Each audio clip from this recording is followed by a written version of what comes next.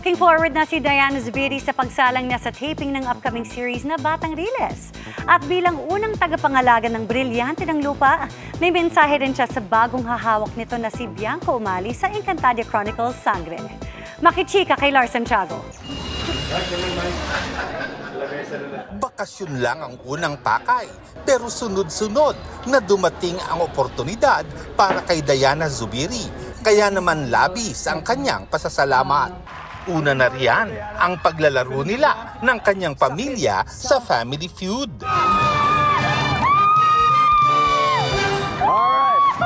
Laban sa team ni Rufa May Quinto. Let's go, go, go! Led by... Bukod dyan, raring to go back to acting na rin si Diana ngayong nakapag-story conference na sila para sa GMA Prime series ng mga Batang Riles. Matagal-tagal din siyang napahinga sa pag-arte, kaya naman nilulook forward na raw niya ang pagsisimula ng taping. Siyempre po gusto ko na po ulit ranasan yung nasa set ka, nagtitaping, tapos kasama mo ulit yung mga ibang artista kasi matagal ko siyang hindi na-experience. So excited ako. Excited rin si Diana na makakatrabaho niya ang mga young stars na bida sa serye sa pangunguna ni na Miguel Tan Felix, Cocoy De Santos, Rahil Bayria, Bruce Roland at Antonio Vinson.